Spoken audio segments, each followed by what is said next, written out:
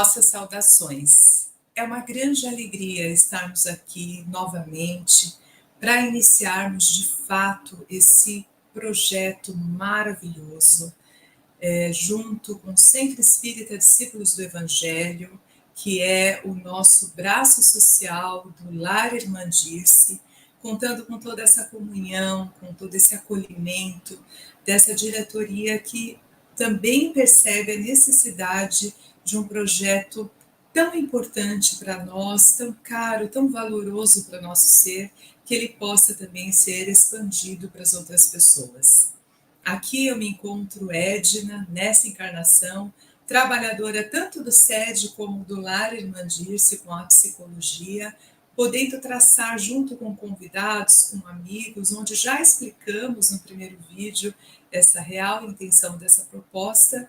Nós estamos aqui abrindo o nosso primeiro encontro de reflexão, o primeiro encontro de uma jornada que será grande, do Refletindo Joana de Ângeles. Esse é o nosso nome do projeto, que vai iniciar hoje, podendo trazer quem é Joana de Ângeles, como que essa jornada heróica desse ser que cresce ao longo de várias encarnações e nos deixa um projeto tão inspirador, que é a série psicológica Joana de Ângeles, onde nós vamos, nessa primeira etapa desse projeto, trabalhar os 16 livros, semana a semana, um a um, e assim atingir a primeira etapa desse sonho realizado.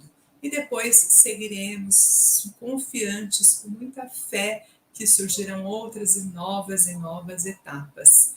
Porque trabalhar Joana de Ângeles é poder utilizar esse recurso tão vasto de crescimento, de aprimoramento e de melhora cada vez maior espiritual para nós, enobrecimento da nossa alma e evolução acima de tudo.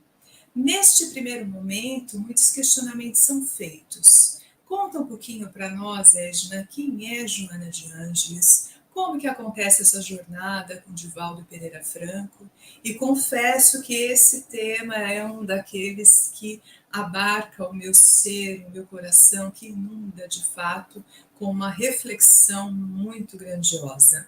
Tanto que eu e uma outra amiga que estará conosco nos próximos vídeos, que é a Regina Sarto, uma membro da AME Osasco, nós pesquisamos as reencarnações de Joana de Ângeles para poder levar numa especialização ligada à psicologia que fizemos. Nós levamos o tema reencarnação.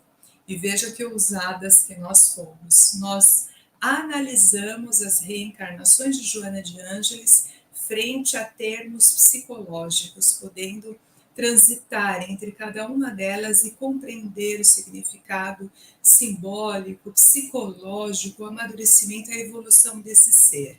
Então, acreditamos que poder trazer um pouquinho desse conhecimento, é claro que é muito grande pensar em Joana, mas poder traçar, neste primeiro momento, quem é Joana, qual a relação dela com o Divaldo, como é que surge esse projeto, essa afinidade entre ambos. Nós sentimos que seja algo extremamente inspirador, que nos abastece para iniciarmos esse projeto.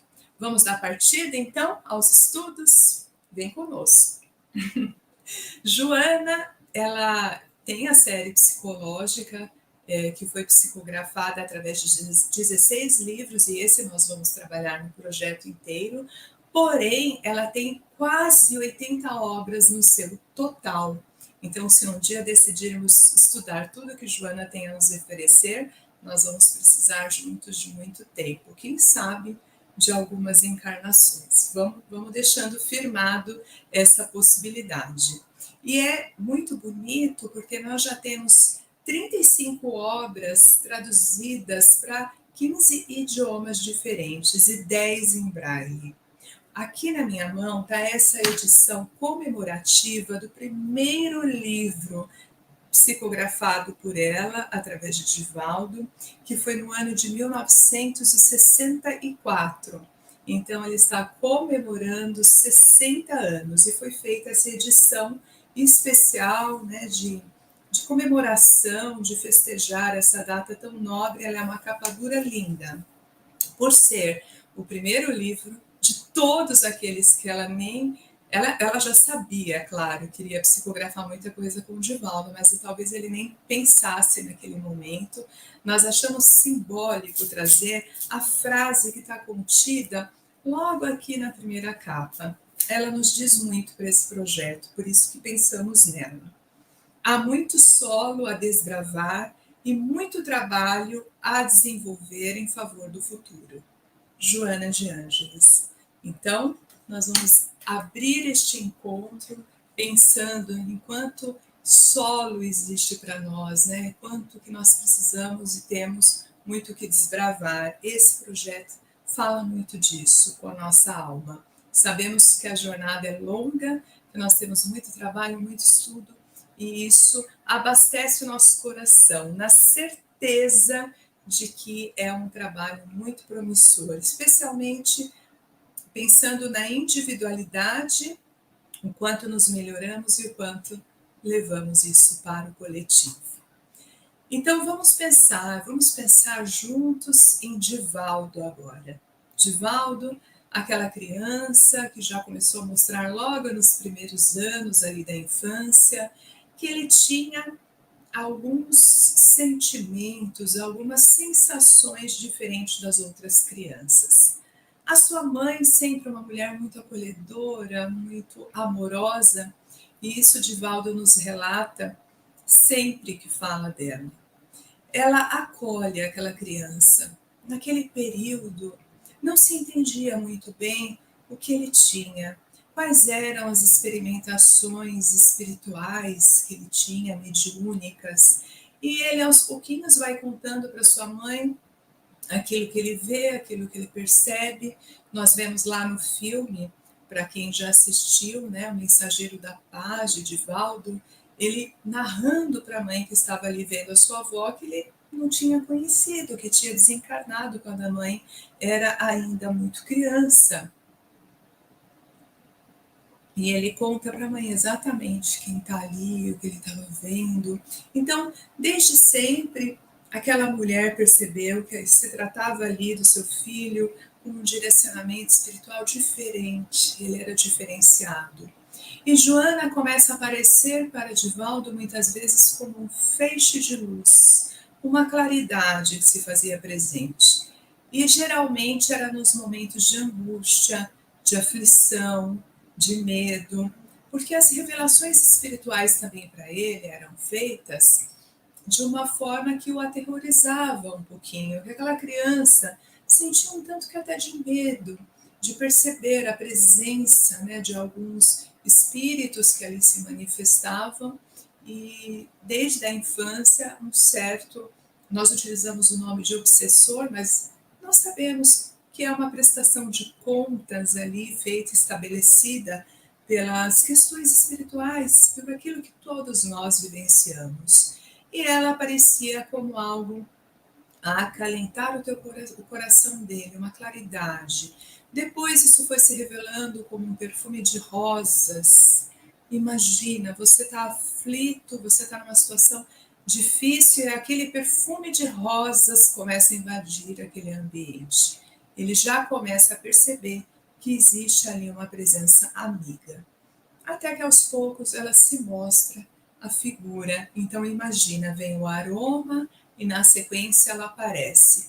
E muitas vezes ela diz para ele: não conta para ninguém. Apenas saiba que eu estou aqui para poder estar com você.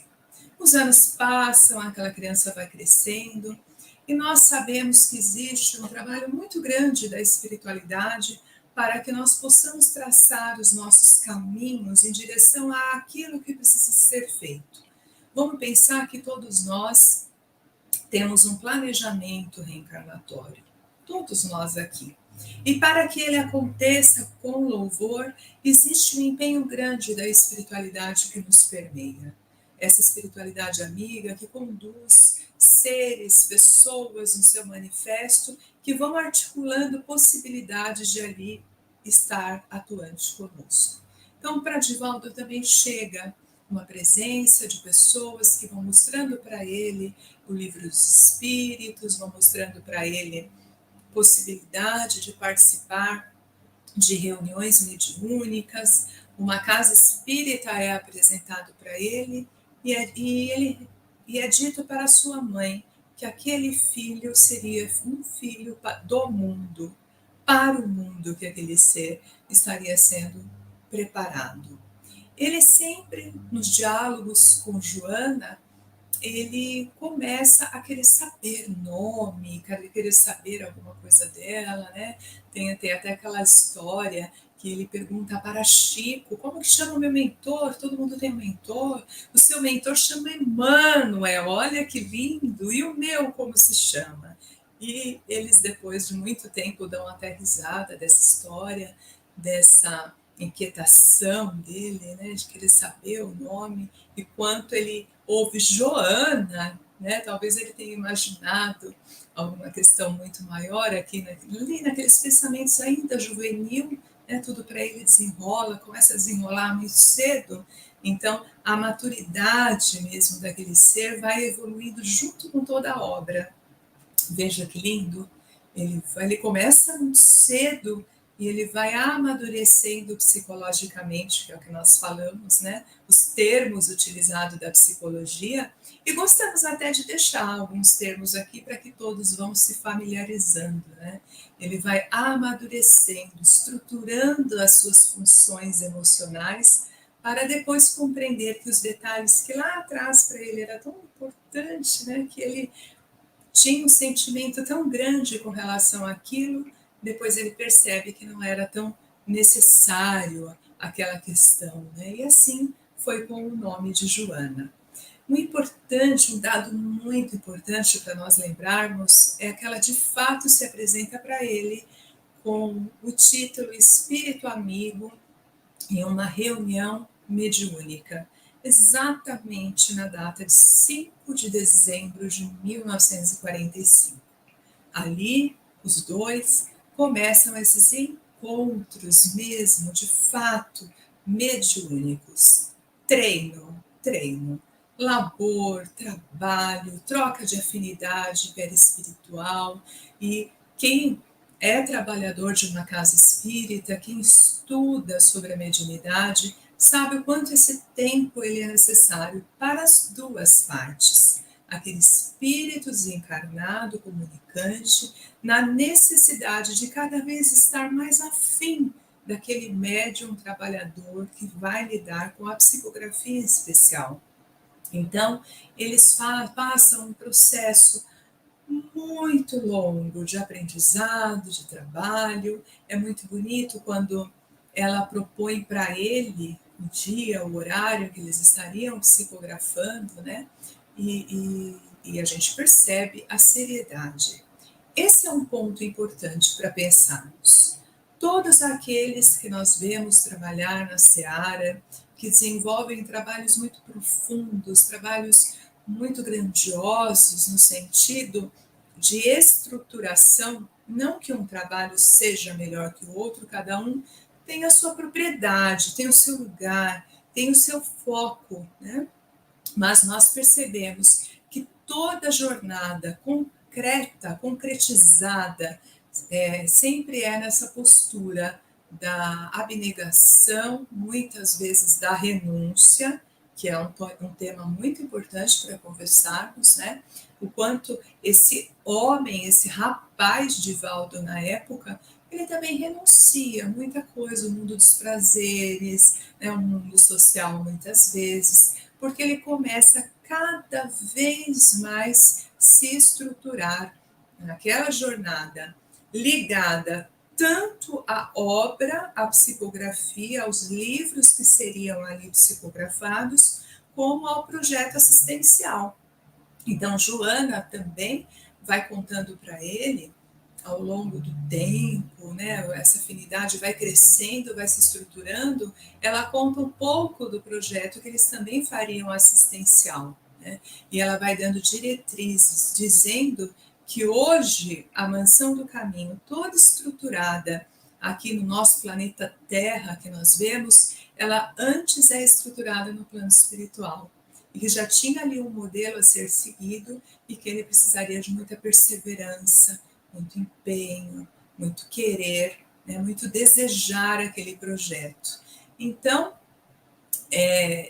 chega um dado momento que ela pede para Divaldo para que eles rasguem tudo aquilo que foi construído, porque aquilo se tratava de um treino. Quando o nosso querido Divaldo pensa, agora nós vamos publicar, agora nós vamos, né, expandir, levar para as pessoas conhecerem todas essas mensagens, ela diz, não, não, nós vamos queimar e agora sim nós vamos começar uma série psicológica. Veja bem, né? Iniciar todo um trabalho de psicografia e no momento que também ela conta para ele que eles iriam iniciar mais para frente a série psicológica, ele se assusta.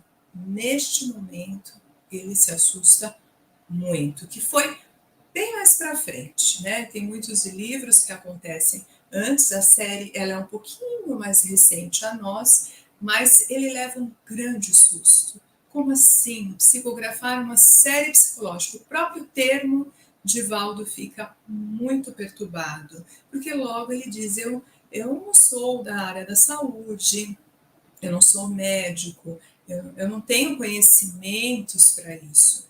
E ela diz, você vai ser atacado por isso, vão te questionar, mas depois que eles perceberem, né, como que é a sua condição em torno desses termos, quando perceberem o teor, que é um teor muito vívido de conhecimento, tudo isso passará, você precisa seguir, né? Então, eles iniciam nesse primeiro livro, que é o Mestre de Amor, que nós mostramos aqui na abertura, vão construindo e num dado momento chega aí a série psicológica, que é o foco principal do nosso projeto. Introduzindo aí com a história desses dois, né, desse encontro de almas, nós vamos transitar um pouquinho sobre para quem é Joana de Ângeles. Hoje, ela é esse ser que vive na espiritualidade, né, como mentora do nosso querido Divaldo Pereira Franco, como uma trabalhadora, idealizadora da Mansão do Caminho, que para isso ela se dedica de maneira muito, muito integral, mas para ela chegar a ser esta pessoa, ela teve uma construção, que é isso, esse tema que nos enche, né, os olhos assim de um prisma muito glorioso. Antes dessa trajetória, ela conta, ela própria conta, ela narra para o nosso querido Divaldo Pereira Franco as 4 principais encarnações dela, para que ele tenha ideia como é que foi essa jornada, como que ela construiu esse crescimento, esse enriquecimento de alma. Vamos viajar um pouquinho sobre cada uma delas? Que tal? Esse convite é delicioso, porque nós vamos desde a era cristã, século I, até século XIX, em Salvador. Então, vamos para a primeira encarnação, Joana de Cusa. Vamos voltar ao tempo, lá na era cristã, Jesus já fazendo as suas aparições públicas, já podendo levar toda a imensidão daquele ser para a humanidade, já tendo construído ali junto com toda a sua grande equipe, né, de apóstolos ali, ele estava construindo aquele legado tão incrível. E Joana de Cusa, ela era uma mulher da corte, né? Ela casada com Cusa, um nobre funcionário de Herodes. Muito comum na era cristã, vejam vocês como nós evoluímos, que as mulheres elas eram tratadas nessa época pelo nome do marido. Por isso, Joana de Cusa, veja só.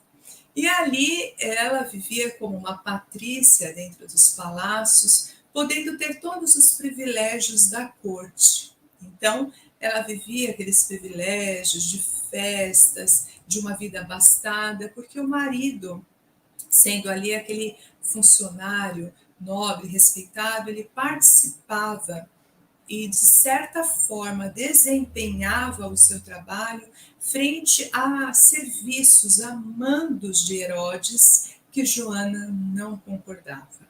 Esse ser já tinha dentro de si alguns critérios morais muito bem desenvolvidos. E ela sofria no seu silêncio interno em ver o quanto o marido se perdia desempenhando aquelas funções que ela percebia o quanto eram funções desrespeitosas, que não tinham um critério moral, que muitas vezes desprestigiava pessoas inocentes, e ela sofria sempre com tudo isso.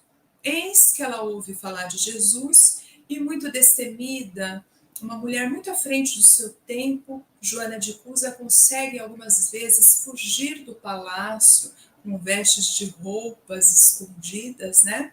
Escondendo a sua figura, que era uma figura reconhecida naquele local, e ela começa a ir para conhecer Jesus, para ouvir Jesus, aqueles sermões, aqueles momentos, aquelas aparições públicas. Eu confesso para vocês que todas as vezes que eu narro essa história, todas as vezes que eu leio a respeito, eu entro nesse cenário, desse imaginário muito forte. Para mim, abastece assim, o coração de um sentimento, né? Que mulher desbravadora, né? Ela consegue dar um jeito e ela fica encantada por Jesus. Quando ela ouve, ela diz: é isso que eu penso.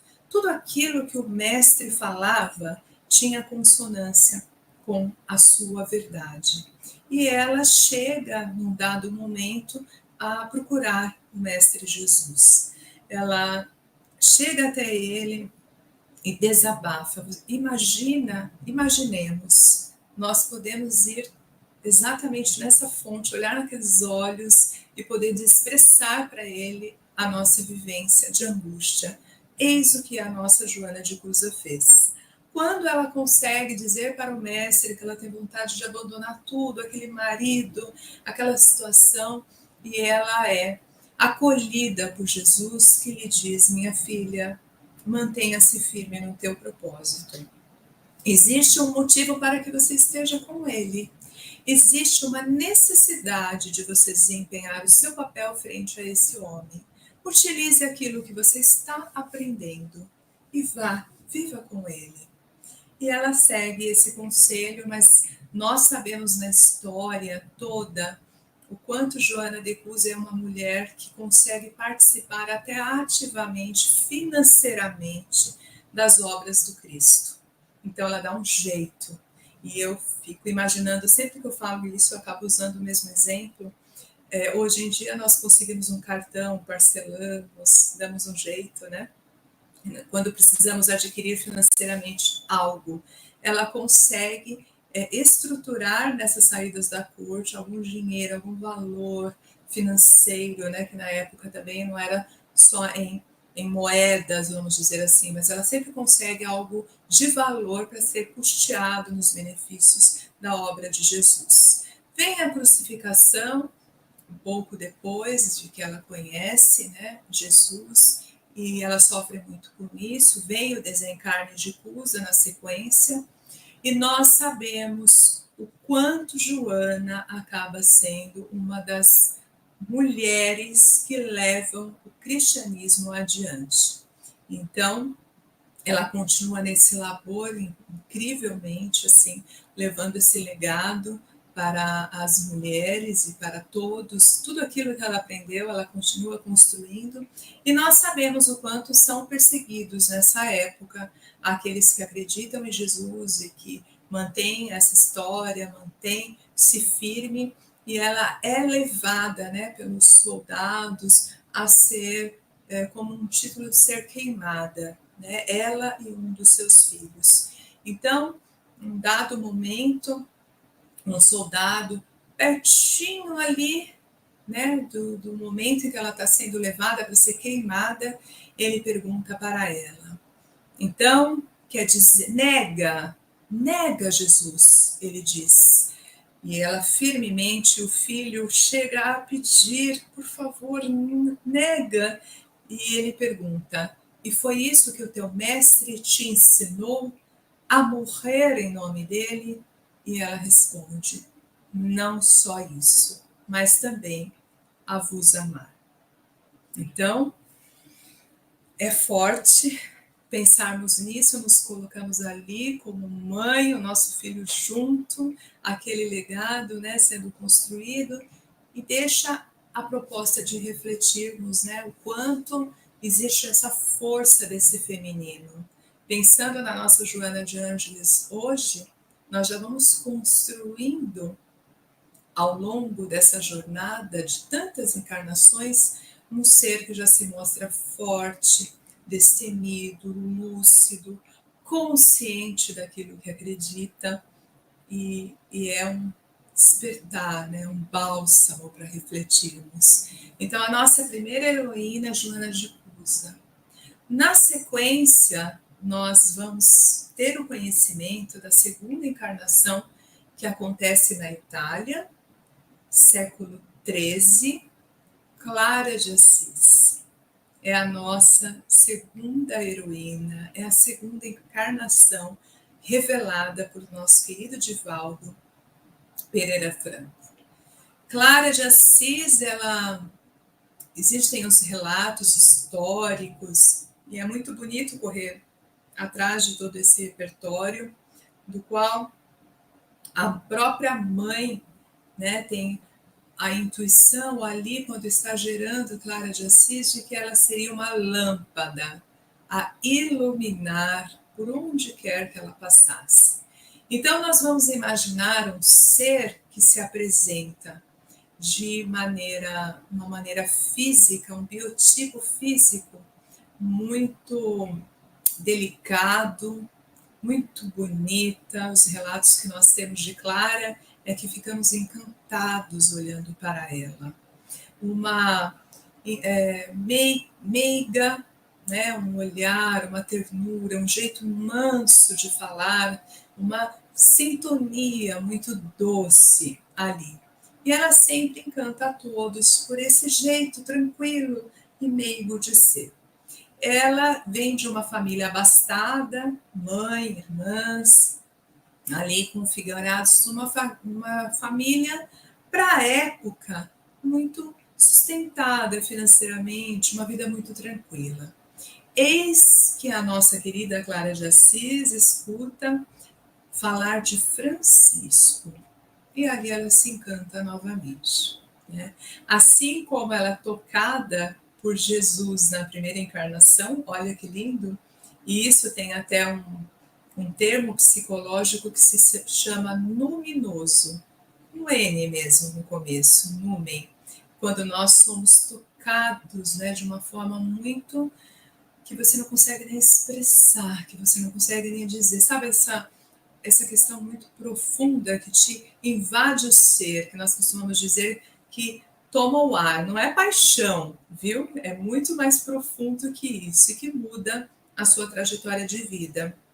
E ela é tocada dessa maneira por Francisco na encarnação como Clara e por Jesus como Joana de Cusa. Então é um luminoso, esse faltar esse ar, né? E ali sente que tem algo muito importante.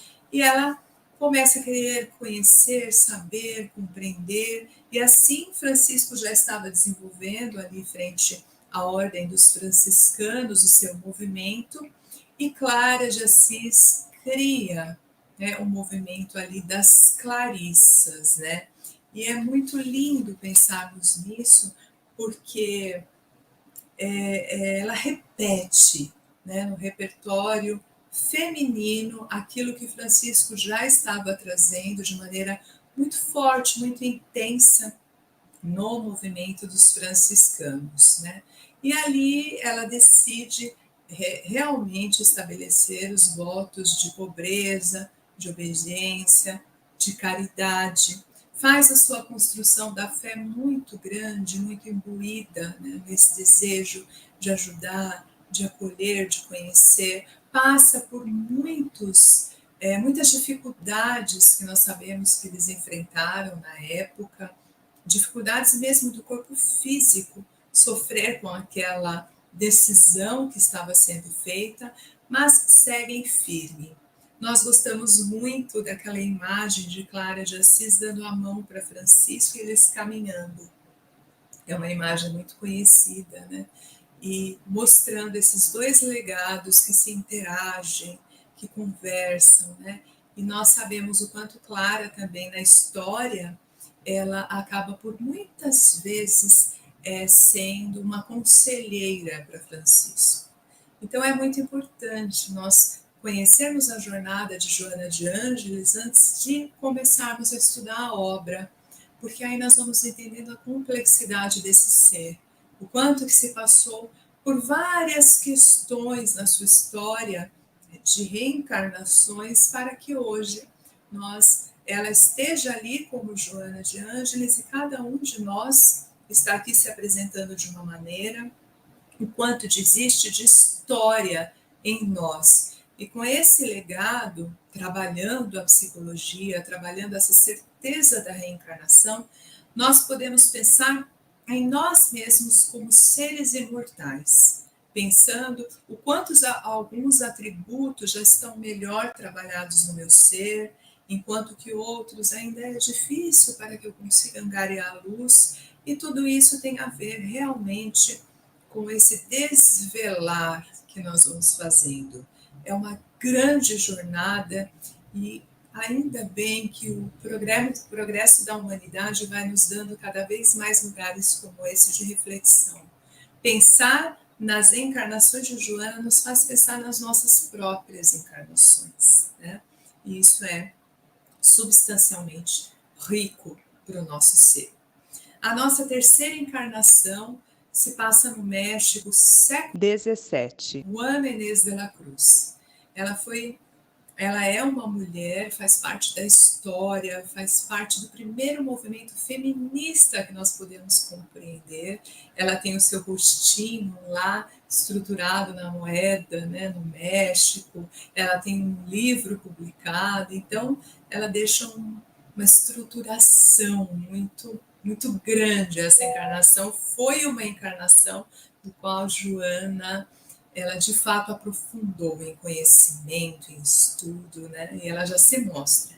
Desde pequena, nossa querida Juana Inês, ela aproveitava as aulas que a sua irmã tinha, né? Novamente, uma família abastada, no século XVII. com recursos financeiros de toda a ordem, e ali ela gostando do conhecimento, querendo conhecer, querendo aprender, desde os 3 anos ela começa a ouvir meio que ali as aulas da irmã para ter o conhecimento. Então, ela começa a se alfabetiza muito cedo, ela tem um processo de alfabetizado cedo, então ela começa a desenvolver essas habilidades de toda a ordem, da escrita, do desejo de ler, né? E ela começa a também falar para a sua família que ela gostaria de estudar, que ela gostaria de desenvolver esses estudos, e nós estamos falando de século XVII. né, do qual, para uma mulher, esses requisitos de estudos, eles eram mais contidos, vamos assim dizer, mais limitados. E no dado momento, ainda pequena, ela diz assim, mas se para estudar eu preciso ser homem, me vista como um homem, que é assim que eu quero ser tratada. Então, já mostra a consciência, a grandeza desse ser, esse espírito que já anseia por conhecer, por ter uma motivação literária. E ela vai se revelando. Aos 8 anos de idade, ela escreve uma pequena introdução a um poema que se chama Loa, um critério muito nobre já para a época, muito avançado. Ela foi dama da corte aos 14 anos, veja bem, e foi muito legal, porque sendo dama da corte, ela estava ali mais perto, de tanto ter conhecimento, mas também de encantar os outros pelo que ela já conhecia. Então ela acaba sendo despertando nas pessoas um tanto que surpresa. O que essa menina tem? O que essa menina sabe, né? Como que pode isso? Aos 14 anos ela é dama da corte da rainha Leonor, né? Então, imagine, diante dessa surpresa foi feita uma sabatina com 33 homens. Veja bem, uma sabatina. Colocam a nossa menina Juana Inês de la Cruz sentada aqui numa cadeira e cercam-a de 33 homens profundo conhecedores de poesia, de conhecimentos gerais, de conhecimento de toda a ordem. E ela se sai muito, muito bem, né? Então, ali ela já começa a trazer o seu legado.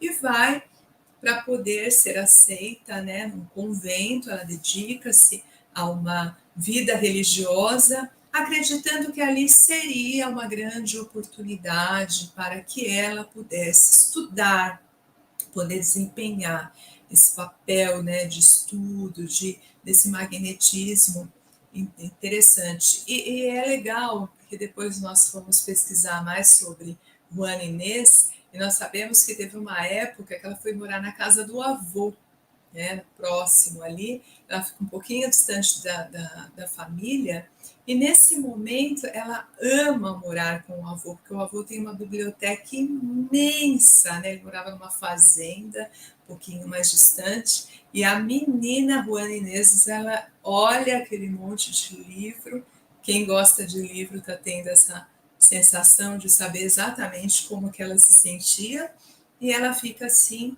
deslumbrada, né? Ela aproveita aquele momento para buscar recursos de toda a ordem.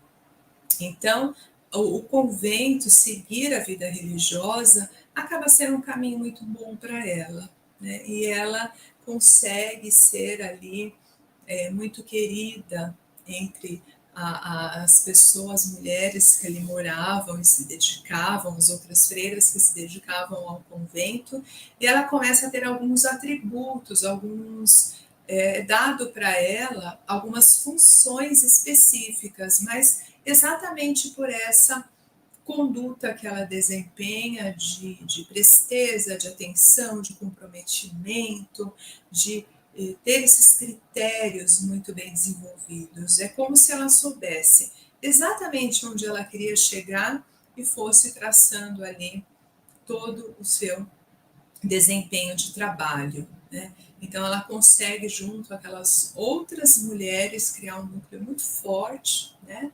De conquistas para ela própria e consegue seu principal interesse, que é estudar. Né? Estudar é algo que ela sempre quis, a biblioteca dela contava, eu até escrevi aqui para não esquecer, 4.000 exemplares, né? Então imagina, ela leu bastante. E com isso nós vamos pensando o quanto esse repertório de estudo, porque vai fazendo muito sentido. Quando lá na frente nós estivermos estudando a série psicológica, em alguns momentos nós vamos falar, nossa, ela está citando um termo da filosofia, nossa, mas como que pode? Ela desenvolve tão bem esse termo tão difícil da psicologia.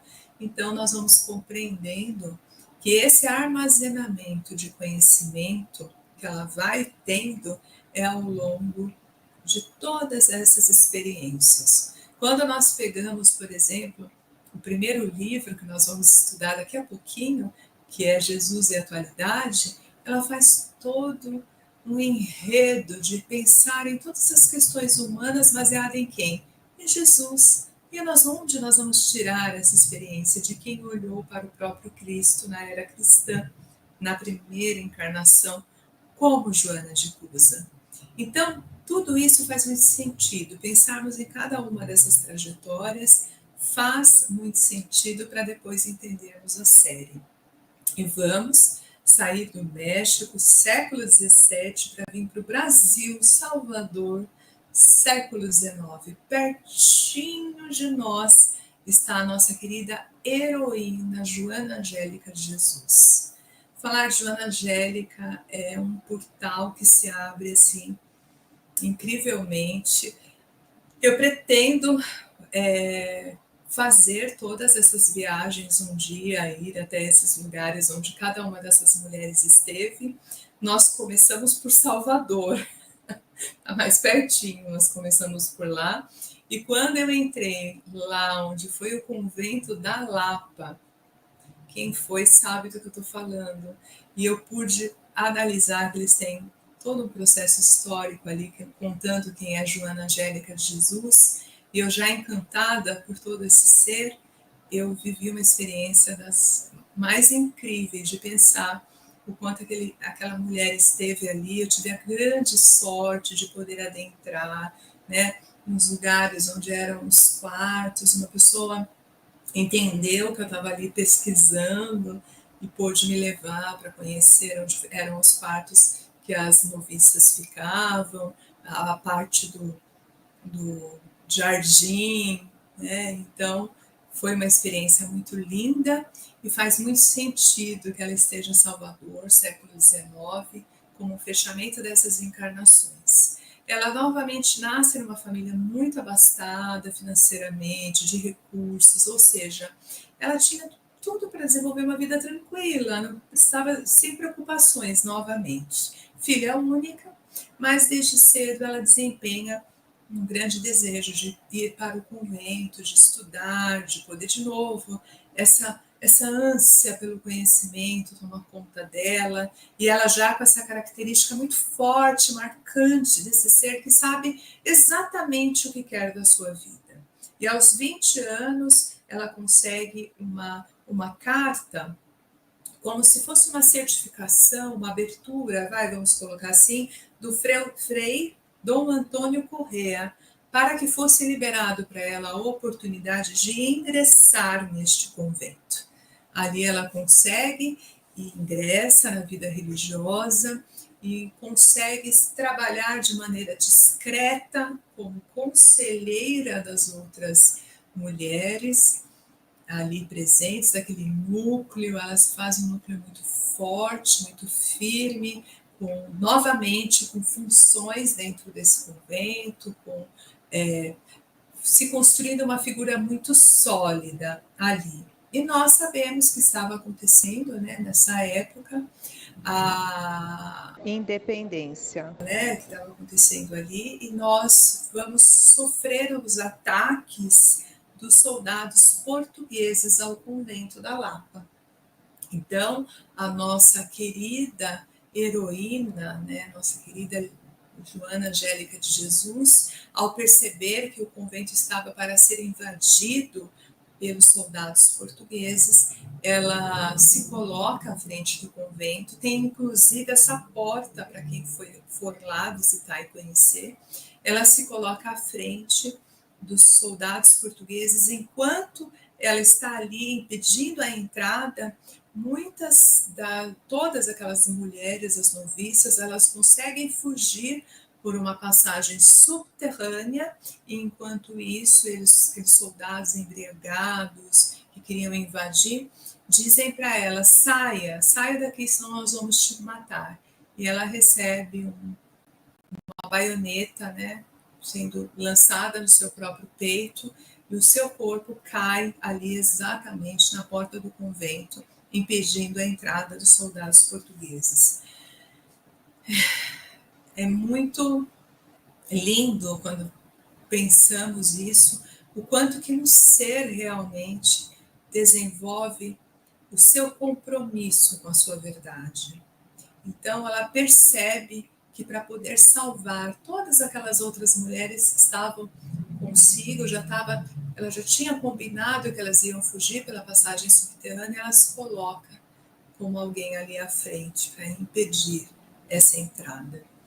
E faz história, né? E ela recebe, sim, título de abadesa por 2 vezes, então, de 1814 a 17, e de 1820 a 1822 ela recebe o título de abadesa, e ela é mártir da independência. No ano, ela recebe o título de mártir por esse ato heróico no dia 19 de fevereiro de 1822.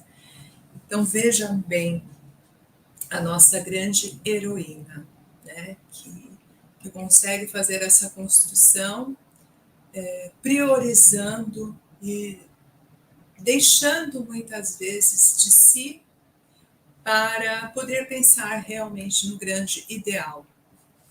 Nós sabemos o quanto é difícil renunciar a algumas questões e nós percebemos atos de renúncia em todas as encarnações, né, de Joana. Atos de renúncias, que ela poderia sim viver uma vida tranquila, não, mas ela tinha uma força interna que a levava para querer novos conhecimentos, novos repertórios, né, novas buscas, e o quanto às vezes é difícil, sim, para lidarmos com aquilo que realmente desejamos, quanto é difícil renunciar, o quanto muitas vezes ficamos presos por medo, por insegurança, por dificuldades cada vez mais construídas dentro de nós, né? Porque geralmente a dificuldade ela nunca está fora, ela começa sempre dentro de nós. Porque as questões externas, não que elas sejam fáceis, em hipótese alguma, cada um sabe das suas dores pessoais, mas quando nos construímos como um ser mais sólido, internamente, a nossa construção externa ela se faz também com uma repercussão totalmente diferente. Então, falar de Joana de Ângeles sempre embarga a voz um pouquinho, mas falar de Joana é poder deixar sempre essa construção do quanto nós podemos fazer uma jornada heróica, do quanto nós podemos lidar com as nossas dificuldades, com os nossos atropelos pessoais e o quanto nós podemos. Existe uma Joana dentro de cada um de nós, assim, nesse sentido, né? Nós podemos ser desbravadores de nós mesmos, como ela colocou na mensagem que lemos nesse primeiro momento. Então, fica com tudo isso, após refletir sobre essas 4 encarnações, Divaldo entende e ela conta para ele próprio que ela viveu na espiritualidade por 50 anos, aprofundando os estudos e as experiências que ela teve em todas essas encarnações. Então, na espiritualidade, ela construiu todo esse legado que hoje nós temos acesso, com essas quase 80 obras psicografadas, né? Nós temos acesso a tudo isso que foi construído primeiramente lá.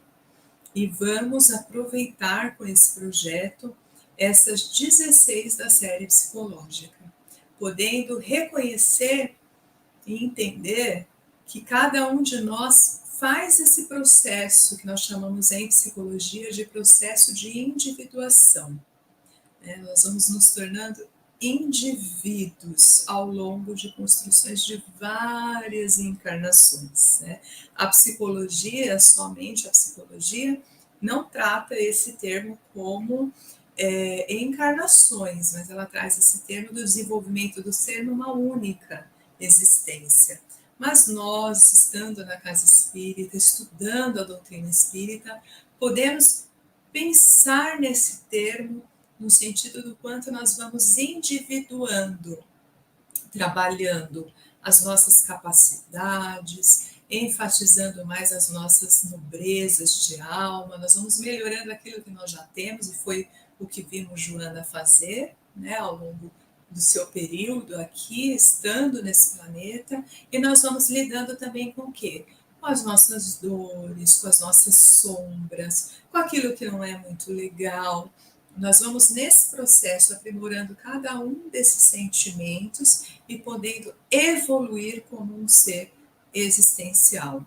E aí sim, quando nós vamos evoluindo e crescendo, nós devolvemos para o mundo um presente, vamos assim colocar.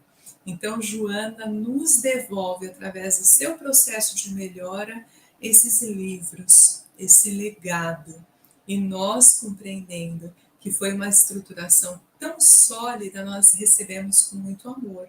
E é esse, em especial, o convite que fazemos, que nós possamos utilizar dos estudos que vão a partir da semana que vem, livro a livro, aprendendo com cada um desses livros. Nós vamos falar muito sobre o desenvolvimento do ser, sobre a nossa maturidade ou imaturidade psicológica, nós vamos trazer sentimentos que dizem respeito a ciúme, a inveja, a intolerância, a raiva, pessimismo, né? Nós vamos falar sobre amor, muito sobre amor. Joana aborda como um dos sentimentos que pode nos salvar, né? Nos resgatar enquanto humanidade. Nós vamos falar sobre o Evangelho de Jesus muito. Tem um livro que ela usa os termos da psicologia para trazer o Evangelho de Jesus, é lindíssimo. E nós vamos falar sobre gratidão também, bastante. Né? Então, assim, é um combo, um convite recheado de possibilidades para todos nós. Então, nossa intenção de hoje, digamos que está cumprida. É claro que eu não tenho a menor pretensão de esgotar esse tema. Nós podemos ficar muito mais tempo buscando mais detalhes, né? Buscando mais pesquisas acerca de tudo isso, mas queremos aqui com a humilde intenção de apresentar cada uma dessas jornadas, compreendendo o quanto elas conversam entre si e o quanto elas nos apresentam como um iniciar muito importante para quem quer estudar Joana de Ângeles. Então, assim sendo, estamos imensamente agradecidos, né?